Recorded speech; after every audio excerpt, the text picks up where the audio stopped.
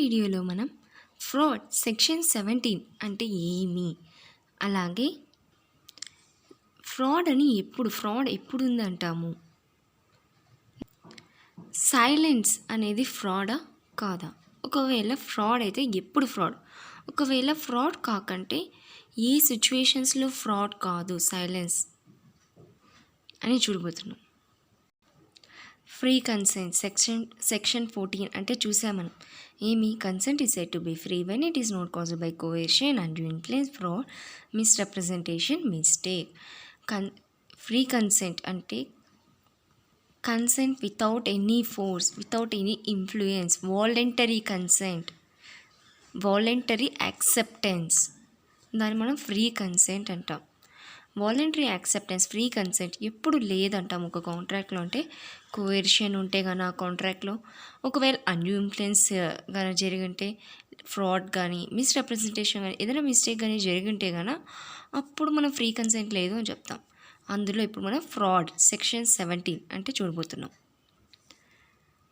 Section 17 of the Indian contract act 1872 provision says that fraud means and includes any of the following acts committed by a party to a contract or with his connivance or by his agent with an intent to deceive another party thereto or his agent or to induce him to enter into the contract. The suggestion as a fact of that which is not true by one who does not believe it to be true. The active concealment of a fact by one having knowledge or belief of the fact. A promise made without any intention of performing it. Any other act fitted to deceive. Any such act or omission as the law specially declares to be fraudulent. Explanation to section 17. Mere silence as to fact is likely to affect the willingness of a person to enter into a contract is not fraud, unless the circumstances of the case are such that regard being had to them, it is the duty of the person keeping silence to speak, or unless his silence is in itself equivalent to speech. ఇది definition. Section 17లో fraud అంటే ఏమి అంటే ఇది complete definition. Okay, before going to analysis of section 17, let us discuss with few examples to understand better. A sells his horse to B through an auction. A knows that his horse is unsound. His horse is unsound. ఏకి తెలుసు తన దగ్గర ఉన్న horse unsound అని చెప్పి, unsound minded. కానీ ఆ విషయం బీకి చెప్పలేదు, సైలెంట్గా ఉన్నాడు. ఇప్పుడు ఇక్కడ ఫ్రాడ్ చేశారా? Just think. ఏ దగ్గర ఉన్న హార్స్ ఏమో అన్సౌండ్ అని ఏకి తెలుసు, కానీ ఆప్షన్లో బీకి అమ్మినాడు. ఆప్షన్ అనేది కండక్ట్ చేసి దాని ద్వారా బీకి అమ్మినాడు ఆ హార్స్నేమో. కానీ ఏ మాత్రం చెప్పలేదు, ఈ హార్స్ యొక్క అన్సౌండ్ మైండ్ గురించి బీకి చెప్పలేదు.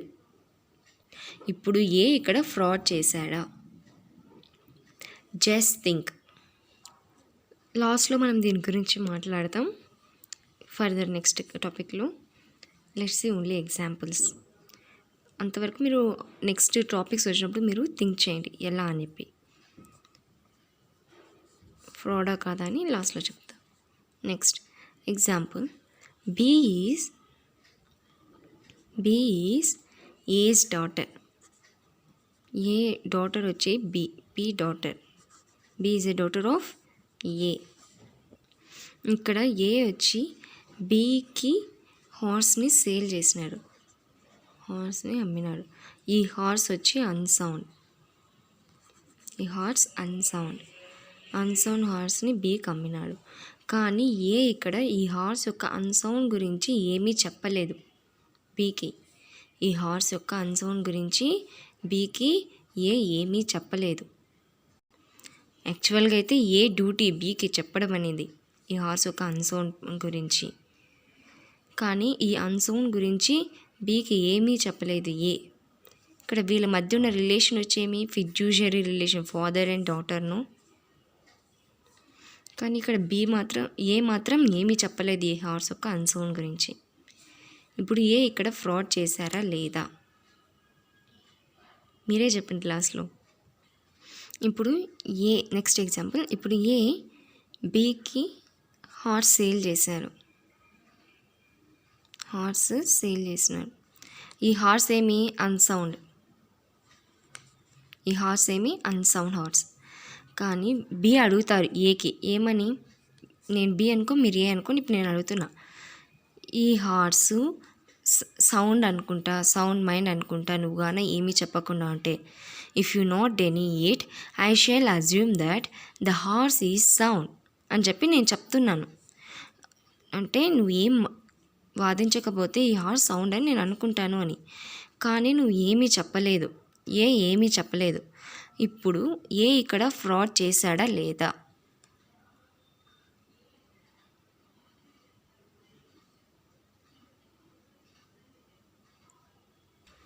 అనదర్ ఎగ్జాంపుల్, ఏ వచ్చి ఒక ట్రేడర్, బి కూడా ఒక ట్రేడర్.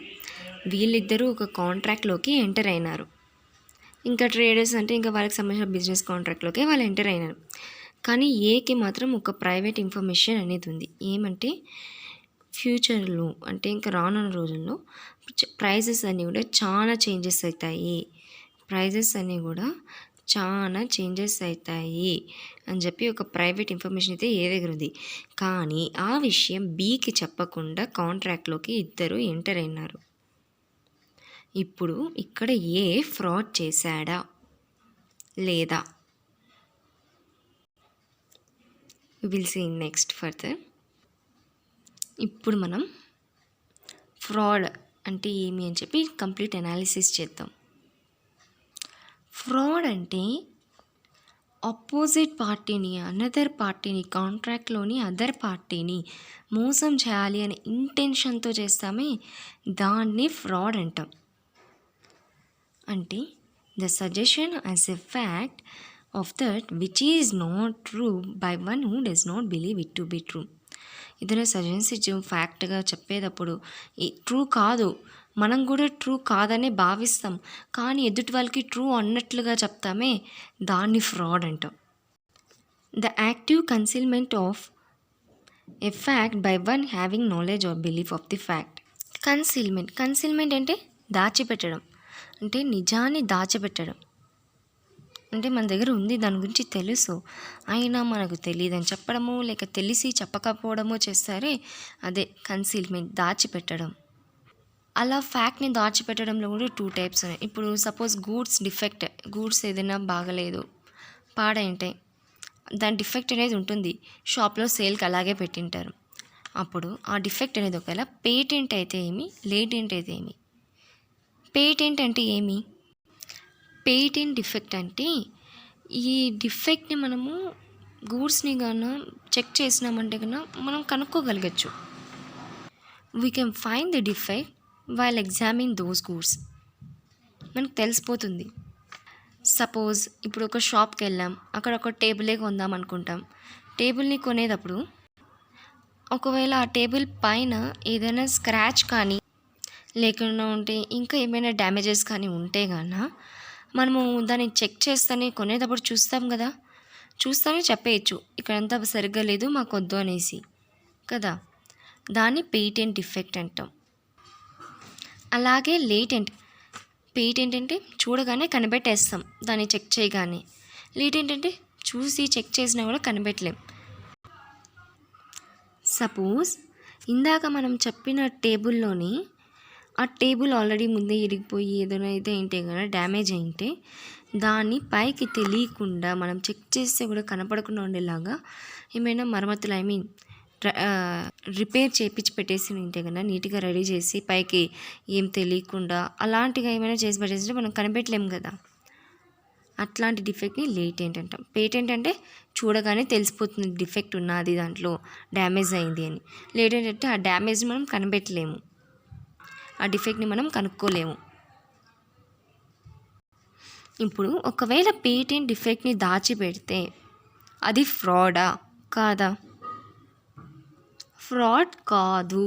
ఎందుకంటే దాన్ని మనం చెక్ చేసామంటే మనకు తెలిసిపోతుంది కదా డిఫెక్ట్ ఉంది అని. అట్టనప్పుడు దాచిపెట్టినంత మాత్రాన అది ఫ్రాడ్ అని ఎలా అంటాం? చెక్ చేయకపోవడం మన తప్పు, చెక్ చేస్తే తెలిసే డిఫెక్టే అది. సో అది ఫ్రాడ్ కాదు. అదే లేటెంట్ డిఫెక్ట్లో అయితే కనుక మనం చెక్ చేసినా కూడా దాన్ని కనుక్కోలేము ఆ డిఫెక్ట్ని. మనం ఆ గూడ్స్ని మనం ఎంత చెక్ చేసినా కూడా ఆ డ్యామేజ్ ఏదైతే జరిగింటుందో డిఫెక్ట్ ఏదైతే ఉందో దాన్ని కనుక్కోలేము. ఓకే, సో ఇటువంటి అప్పుడు ఇక్కడ దాచిపెట్టడం, ఆ డిఫెక్ట్ గురించి చెప్పకుండా డిస్కస్ చేయకుండా దాచిపెట్టడం అనేది ఇక్కడ మాత్రం ఫ్రాడ్. అది active concealment of a fact by one having knowledge or belief of that. Next, a promise made without any intention of performing it.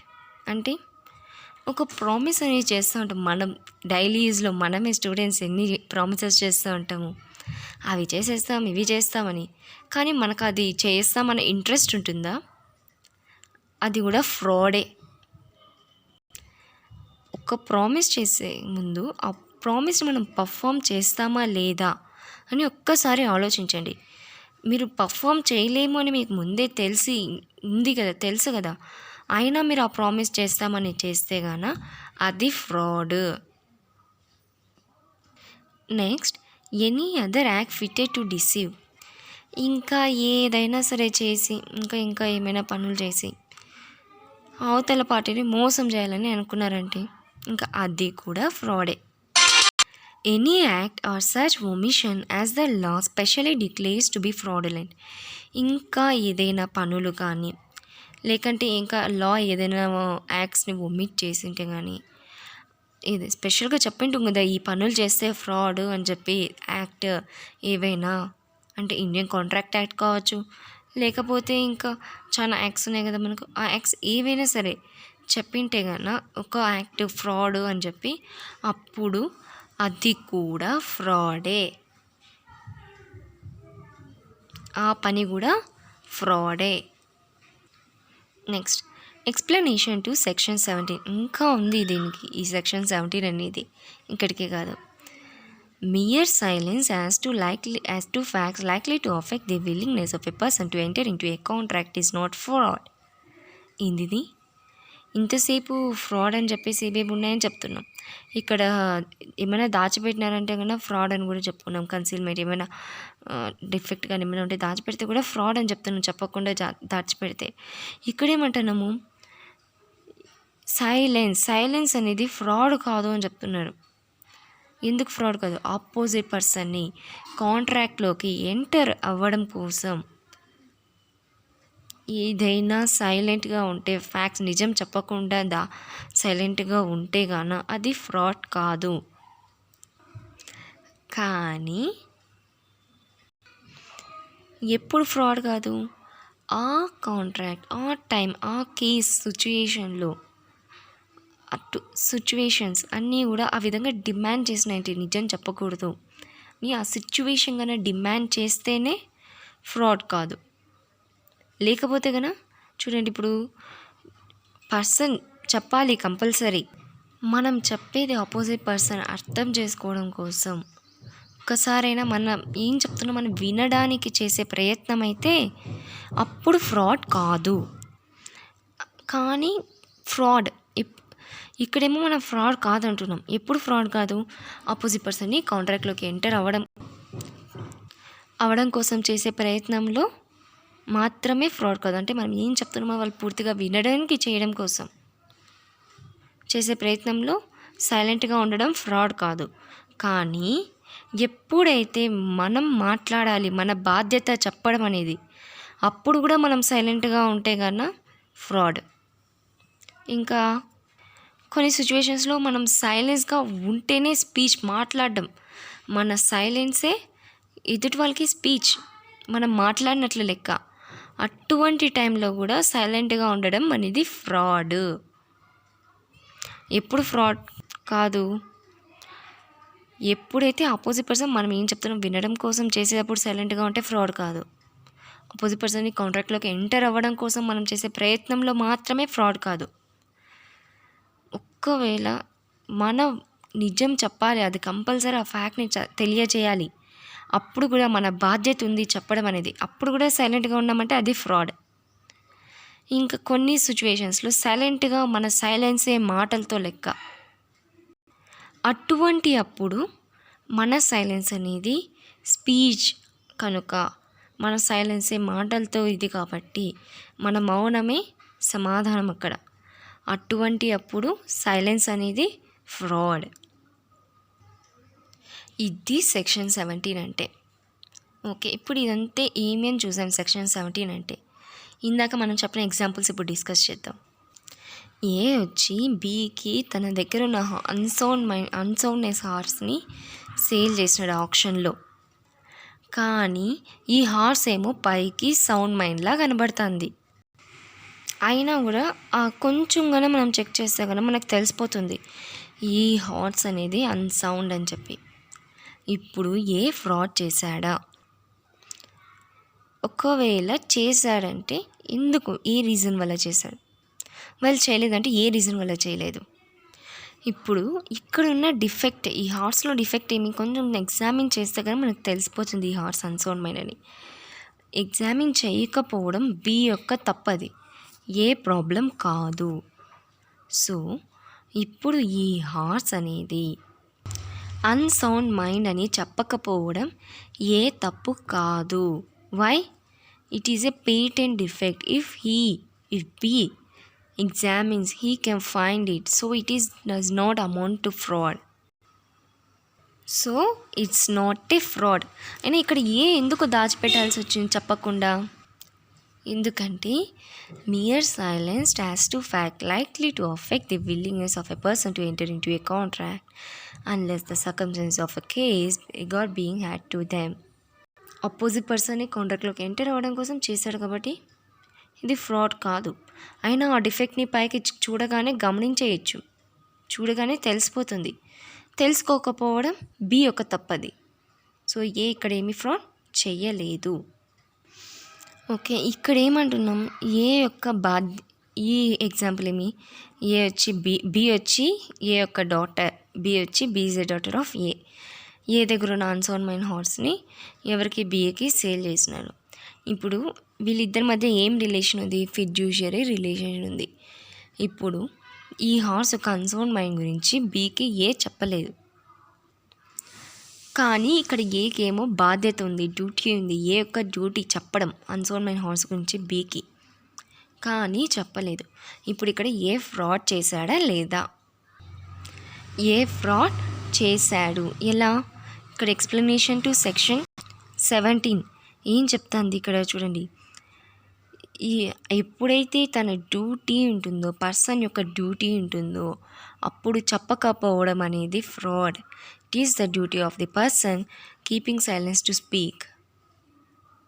Okay, అప్పుడు మాత్రం ఇది ఫ్రాడ్.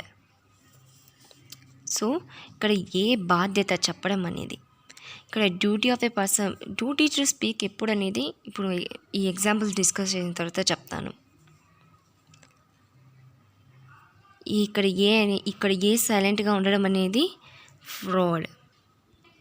నెక్స్ట్ ఇక్కడ ఏ వచ్చి బీకి హార్స్ సెల్ చేసినాడు, ఏదైతే అన్సౌండ్ మైండ్ హార్స్. బి ఏమంటున్నాడు, if you do not deny anything I assume that the horse is sound mind. నువ్వు కానీ ఏమీ చెప్పకుండా ఉంటే గాన నేను హార్స్ సౌండ్ మైండ్ అని అనుకుంటాను, నీ మౌనమే నాకు సమాధానం అని చెప్పి చెప్తున్నాడు డైరెక్ట్గానే ఏతో. ఏం చెప్పలేదు, మౌనంగానే ఉన్నాడు.